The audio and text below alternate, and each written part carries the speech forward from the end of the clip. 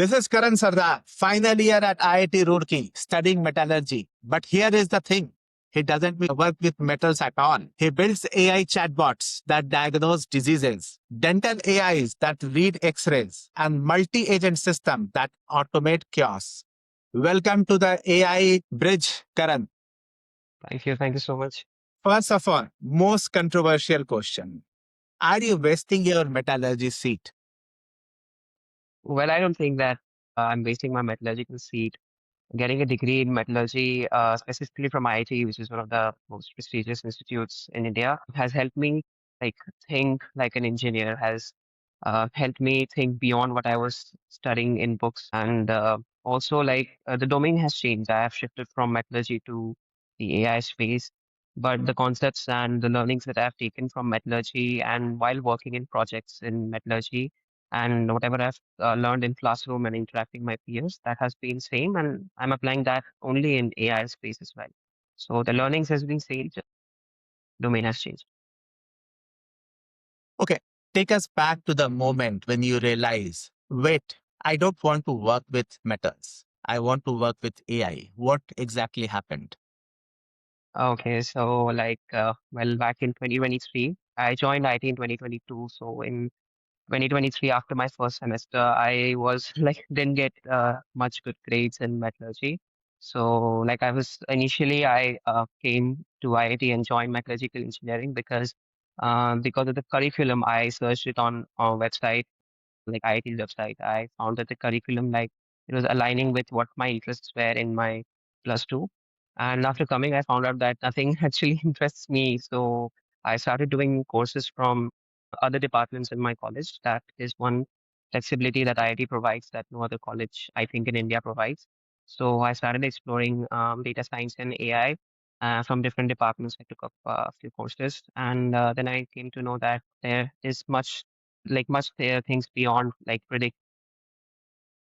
So there are a lot of things which are beyond studying metallurgy, and I can go and predict things and automate stuff. So I got to know about more about statistics and machine learning and AI. And that's how my interest builds in. And after that, I started building projects early in 2023 and got into an internship. So that's how my journey started. Okay, so this was in first year or second year, you said? At the end of the first semester, like in 2023, I ended my first semester. Well, actually, back then, there was not much generative AI. It was all basic classical machine learning that was going on.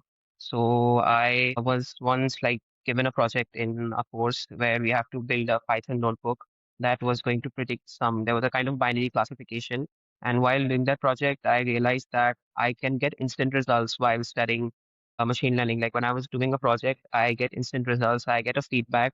So that is one such thing about machine learning and AI that I really like, that it instantly solves a problem. When I'm studying metallurgy, my BTech project, which is at the end of the semester, so I'm applying my skill set with my last year.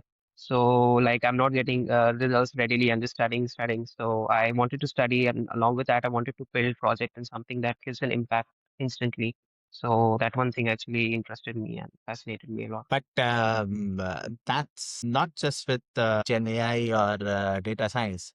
That's actually anything you do with computer application. You can Yeah, immediately see the result. I can share my experience back in 1999 when I was doing maths honors. I actually also saw that uh, the subjects were too boring because we don't see the result. When I yeah, started doing programming, you see the yeah, results immediately. So, but yeah. it can happen to any programming language or other things of computer application, not just Gen AI. Why Gen AI? Is it because it's very hot now?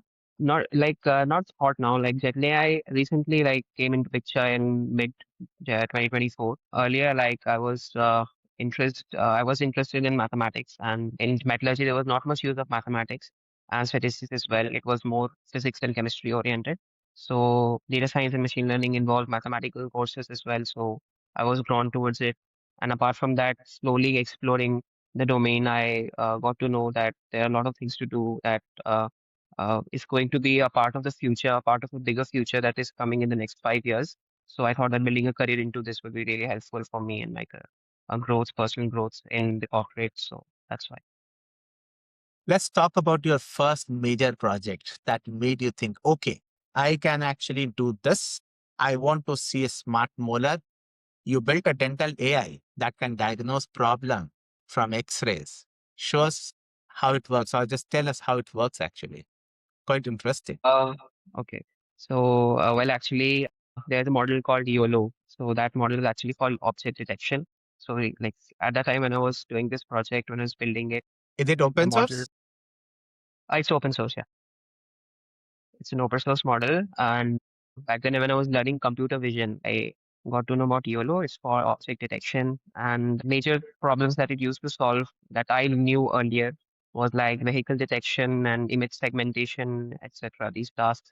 So, like, I wanted to apply. First, I learned it from YouTube tutorials and courses. And after that, I wanted to apply it in some problem because I saw image detection as a very unique thing, like a very advanced thing that can solve many problems. So I built an idea of a project that can help in the medical space. Also, when I was back then in 2023, there were a lot of healthcare startups coming in. When I was scrolling my feed and LinkedIn, there were a lot of healthcare startups that I was able to see that were small and were eventually growing. And they were incorporating a lot of Gen AI into their work. So I wanted to end up into one of the healthcare startups. So for that reason, I wanted to build a project that was more Gen AI, or more AI, data science, machine learning, and healthcare focused. So for that reason, I want like build smart molar AIs. What it does is that it takes the visual images. We can also connect it with a camera or a monitor that can take the image of a person's like teeth and the dental images, and then it detects any issue or anything. It is trained, it can be trained on dental images, or this can be done. And it takes the images and then detects it, and it can be connected to an LLM, and question and answering can be done based on that and can give structured results. But it's not only like it's not a kind of a prototype model. It was not ready to use actually. It cannot be used in hospitals. It requires accuracy and verify like validation from medical officers as well. So yeah, that's one thing that I did. And that's incredible. Actually, that's what I was curious about. That it's quite scariest thing that what would go wrong Yeah, with an AI making dental diagnosis. But you yeah. actually answered it, so it's not there. But do you think there are other models which is already there, which you can use in real life in production?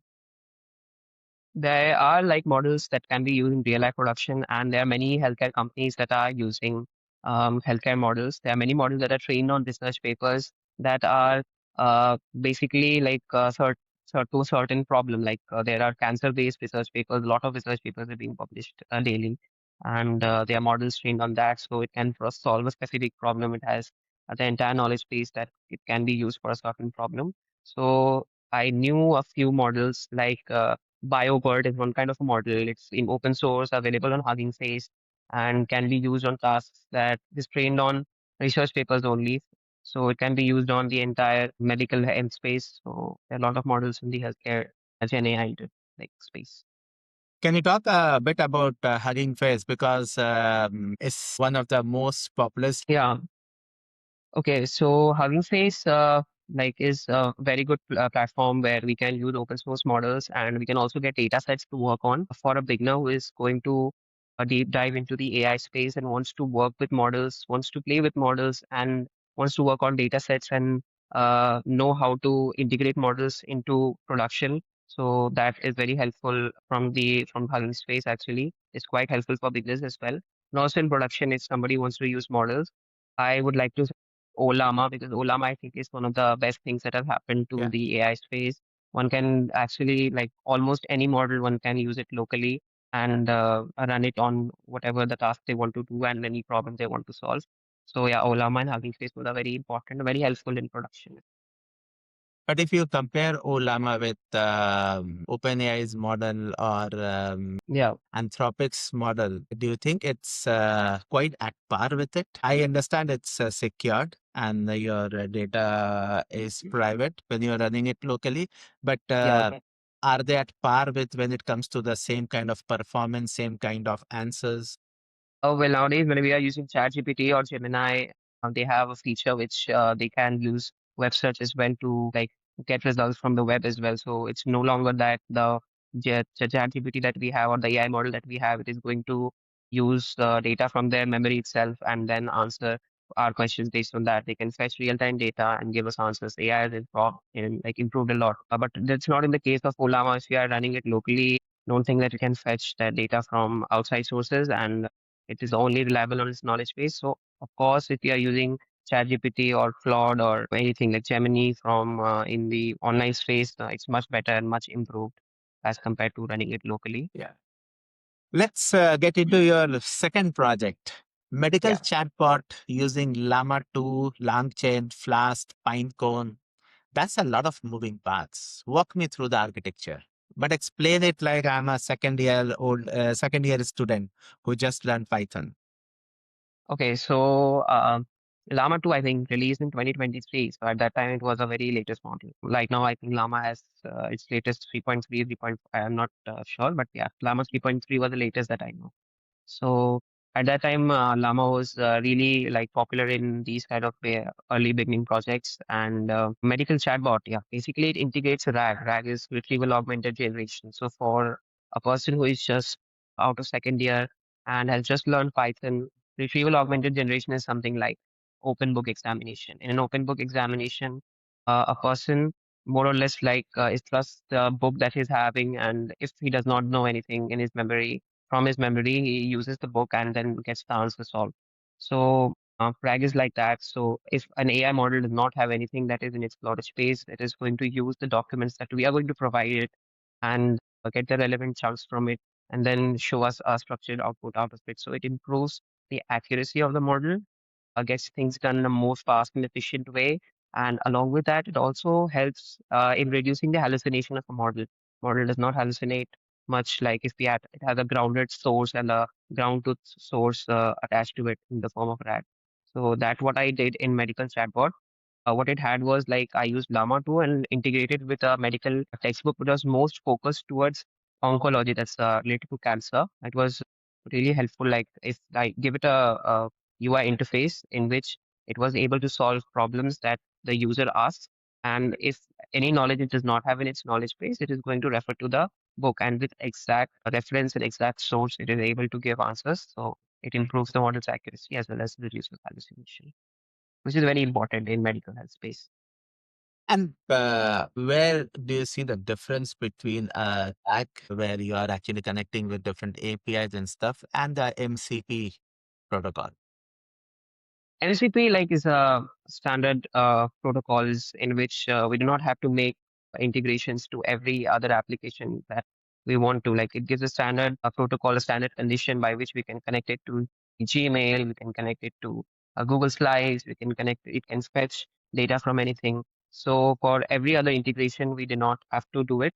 And in the case of RAG right now is a little old concept actually. So yeah, like MCP amplifies it, and for the AI agentic future, the AI agentic enterprise future, MCP is the way to go. So if a doctor walked up to you tomorrow and said, I want to use this in my clinic, what's the one thing you need to fix first? I would like to add a human in the feedback loop actually. That's really important in case of medical. Right now, I built a prototype, and if there's a human who is constantly verifying the results, I know it's very painstaking and very time taking, but uh, if there's the human validation, which is very important in today's AI space, that would improve the entire work. So my model, my project actually gives an overall broader view. But if there's a validation specifically by a medical officer or a doctor, then the outputs would be more reliable. Yeah. Now we'll play a bit of a rapid fire. It's not exactly rapid fire, but you'll get 60 seconds to answer it. So long chain versus long graph. When do you use which? Langchain is for simple workflows, like we have a prompt, we are getting responses, and there's a feedback loop. So for simple linear workflows, Langchain can be used. But if you have LangGraph is more agentic. It's based on graph architecture, so we can have nodes, we can connect, we can have multi-agentic frameworks built on its entire workflow. So it's based on top of LangGraph only. So it's a more agentic thing as compared to LangGraph. You mentioned you love automating stuff with Yeah. N and Zapier. Show me Yeah. the coolest automation you have built. Well, actually, I also interned in a startup. It was a very small startup and was a marketing agency actually. And in that, there was no tech person actually. They did not have much knowledge of tech. So the founder wanted that whenever he just wakes up, he wants all the latest news regarding performance marketing, digital marketing, and all the news related to advertisements, etc., that's going on in the world to its email. So what I did, I used N8N. So N8N is a no-code automation tool. It's really popular nowadays in case of business solutions. N8N, using N8N, I connected his Gmail to Perplexity. So every morning when he's waking up at around 9 a.m., he's getting all the news together in a consolidated form in his email, uh, like using Perplexity, and that entire workflow can be made in N8N. So that was one thing which was unique also, and it was helpful for the founder as well. But what question? Because nowadays you can ask Perplexity to do all those stuff.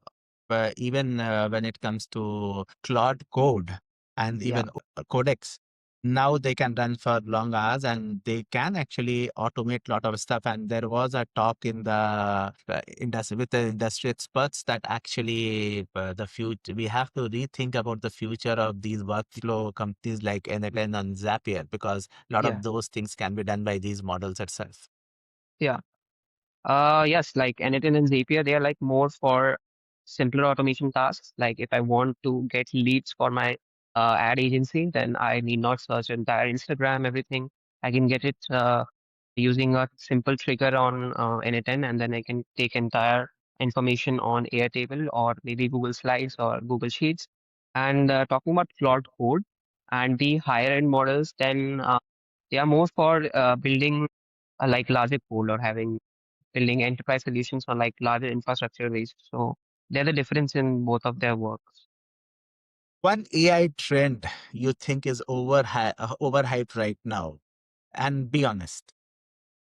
I think that the most overall trend that I have been listening for quite a long time now is like fully autonomous AI is going to replace the jobs. So AI is like for improving and for helping us and improve our work and not for replacing us because at the end, human validation and verifying details is more important as compared to completely automating things. And today, the thing is going to be more oriented towards not just answering and but asking valid questions and verifying the output. So if in this that way someone is using AI, then he's going to improve more. It's not just memorization now. It's how well you ask questions and how better you are able to verify the answers that the AI is giving. So I don't think AI is So going to basically, replace how jobs. to properly use the prompt engineering. Yeah, But you're also stressing on the fact that you always want to have human in the loop. So you think AI is kind of uh, it's not replacing human. yeah. Every developer has that one bug that made them Okay. question their existence. What's yours? Okay, so like in my when I was working and to build a project, it was a boot camp project which I had to submit at the end of the boot camp. In that project, the thing was that I it was working properly locally in my machine, but when I deployed it, it was actually not working properly. It was not at all running, and things were going very haphazard. So I had to revisit and got to know about that the problem was actually in the dependencies and there was a mismatch in dependency and there was a mismatch in versioning. So I had to properly fix and get the right combination of dependencies that I can help make the application run on a web, which was actually running properly on my local machine. So that was one thing. It was taking a lot of time. It took around entire nights for me to fix it. So yeah, that was one such thing that was really painful. Are you using this vibe coding to do the coding, or you're still doing the traditional way of coding? And think AI developer tools are augmenting you, but not to that extent. I do vibe coding, but to some extent. Like I do use Cursor. Cursor is very popular right now. It is on top of Google VS Code, and it's really helpful. It has auto completion of code, and also in if you use Google Colab, then it is based out of Gemini. It has Gemini integrated to it, so the code gets auto completed automatically, and we don't have to like memorize the entire code. But the concepts which are there related to programming and what thing I want to build, the product is itself Mhm. my creation. So that is not something which AI is giving. I'm not taking ideas and creativity from AI. But the memorization thing, I'm actually skipping that and using AI for that. Ever deployed something that broke spectacularly? Take us through that chaos. Well, actually, I'm also evolving and I'm continuously learning and building projects. There's not something like that broke spectacularly in a project that I built, but yeah, it was nothing that I built. Okay. All right. Time for some opinions that might get us comments. Ready? Okay. Yes. You are at IIT Roorkee Yeah. studying metallurgy, but working in AI. Yeah. Do you think traditional engineering degrees even matter anymore when you can self learn everything online? Yeah. So yeah, traditional engineering degrees like are losing their importance day by day. But I think that places like IIT or places like any other engineering college are a really good way by which peers we can get connected to our peers. We can build a strong network that can help a student, that can help us actually to get things done in our future and get confidence. So I would say that like we should not see a degree by just as like we're learning something from textbook. If it is not important, then it is useless. It's not like that. It's like we are learning apart from the knowledge that we are learning. There are a lot of things we are learning. Moreover, that's discipline. So a degree gives discipline, gives a thinking. Like a 4-year IIT degree gives a lot of discipline. A 4-year degree in IIT gives a lot of pressure on thinking that you are able to tackle problems which are actually not given to you earlier, and you're like just thrown into the pool. So these situations cannot be given online if a person is just reading theory and building projects. So if somebody wants to network, IITs or like engineering degrees are really, really good way to come to a place and look into this and more about people's. So basically, you are stressing on three things: discipline, networking, Yeah, integration, which you actually get in these kind of premium institutes. yeah. But do you still think a lot of institutes which are not on the same level as IIT, they may be become irrelevant in future?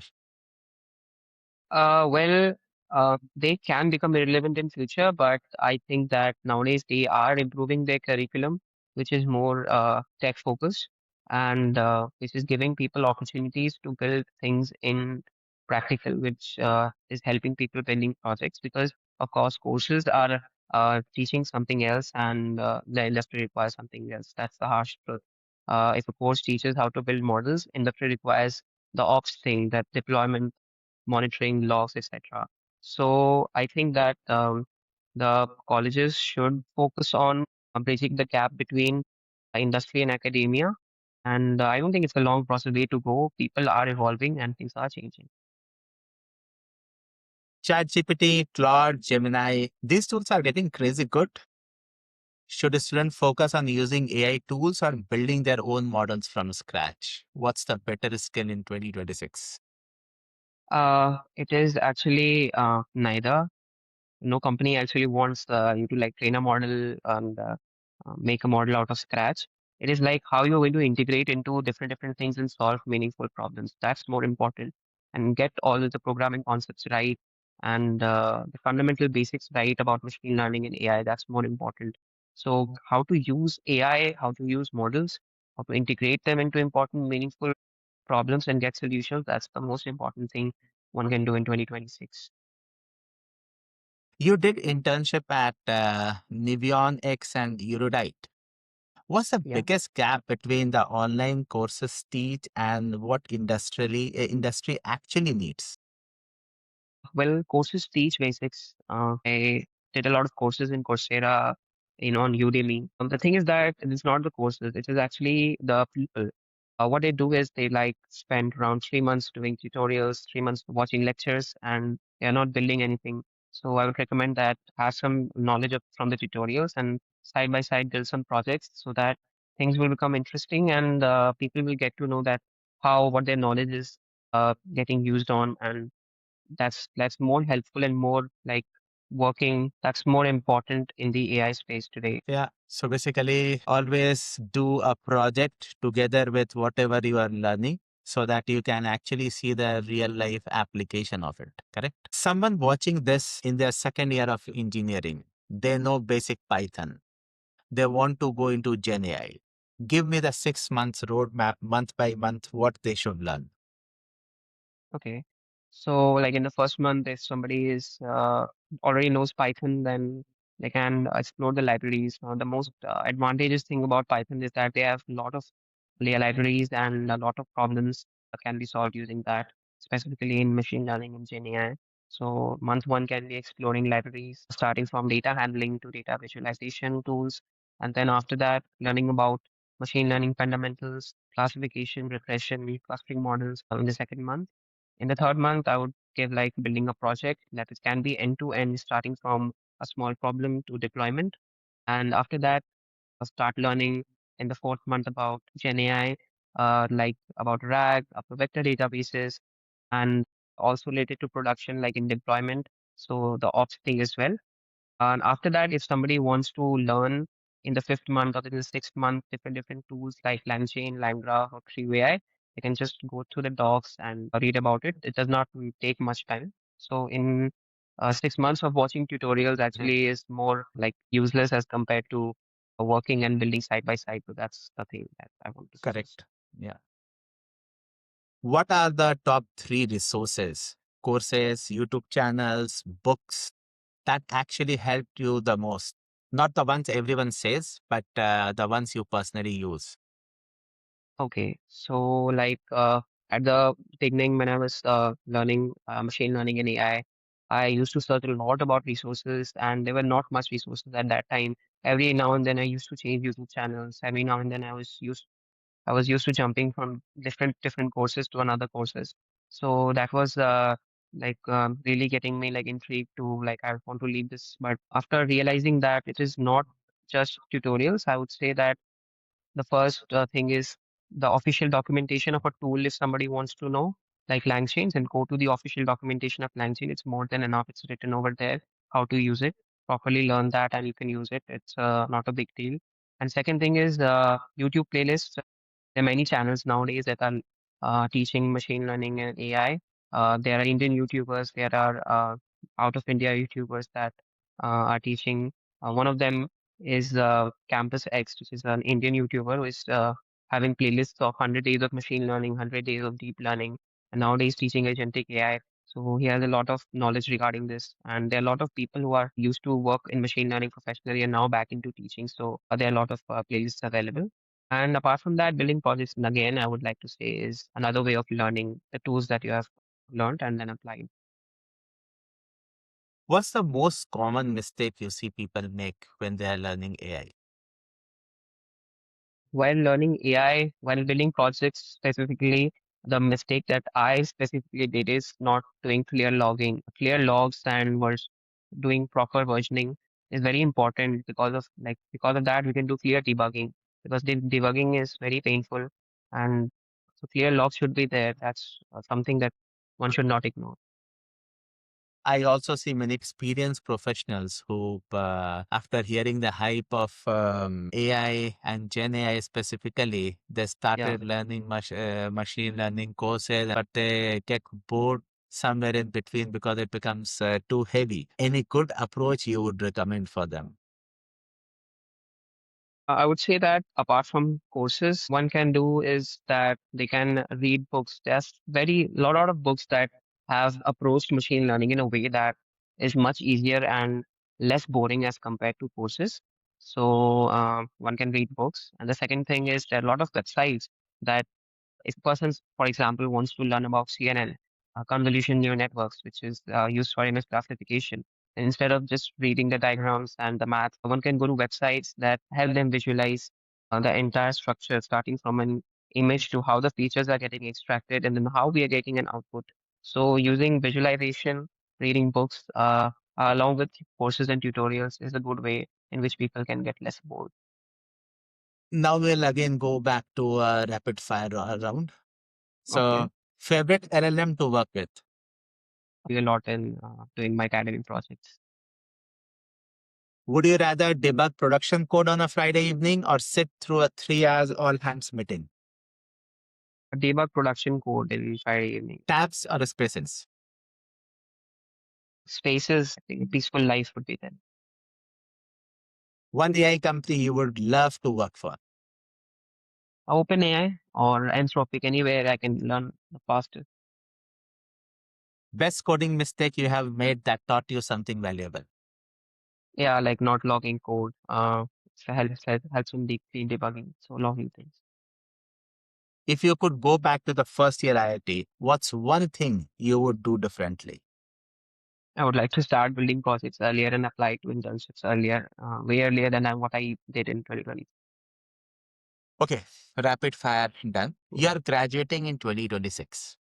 Yeah. What's the plan? Industry, research, startup, or something else? Well, right now I want to go into corporate and get to know that how things are done. Want to work in different projects and learn more in the AI space. And talking about building products, somewhere or the other, after 4 or 5 years, I think that I want to make a startup. But right now, I want to get that exposure in a big firm. So that's all I want to do right now in 2026. Today. Where do you see AI in next 5 years? What problem do you personally want to solve with AI? Well, in like about AI in 5 years, I think that after 5 years, everything will be automated. Right now, AI agents are making the headlines. So agents will be doing everything from like start writing an email to scheduling meetings, and like the entire workflow will be automated. And we just have to give our inputs. So just by answering question answering and chatbots, people would be able to do their tasks by just one input. So everything would be automated, I think, in the next 5 years. And a problem that I would like to actually solve using AI is specifically in the educational sector. People nowadays are using a lot of AI. Personally, when I was sitting for placements at IIT, there was a lot of things related to cheating in the online assessments. So something that I can counter that is something that I would like to work on because it's really not good for people who are honest, and there should be a fair examination. So one thing that really needs to counter AI is Yeah. You also mentioned automation many times, but working in the industry from such a long time, last 25, 26 years, I also see automation is one thing, but companies should rethink how they should do the business, rethink how the processes will change when they automate stuff. And yeah, also, they should reinvent rather than just automate because automate. things could be totally different Yeah, with AI. yeah. Last question. Give everyone watching one concrete thing they should do this week to start or level up all their AI journey. What's the homework? Well, I would like to quote one thing that every time you hesitate, someone less talented takes your position. So don't hesitate. Whatever ideas you have, put that on table. Whatever ideas you have, build a project out of it, or build in public. Like if you are starting a new project, you started learning something, put that on LinkedIn. Let the world know. Because if there's visibility, people will get to know that you're working and you are a productive person, and you'll automatically get offers or whatever thing you want to know or want to get. Like build and don't hesitate, and don't just keep ideas to yourself. Start. If you have not started something right now, start. This is the best week to start. It's 2026. I was looking to your LinkedIn and I saw that you like to turn chaos into clarity. What exactly you mean by that? Okay. Well, there's a lot of chaos everywhere around the world. By turning chaos into clarity is like whatever we need or whatever a person needs, just out of that entire clutter that is available online, to get the relevant output, to get a structured output, is what an AI engineer does. Like streamlines things. So I want to streamline things. I want love to work on projects that make problems easy. So that's what chaos, turning chaos into clarity actually means. That's Karan Sardar, final year at IIT Roorkee, building AI system that turns chaos into clarity. Links to all his projects, his GitHub, and the resources he mentioned are in the description. Karan, thanks for being on the Thank you Bridge Talk. so much. Thank you. Bye bye. Bye.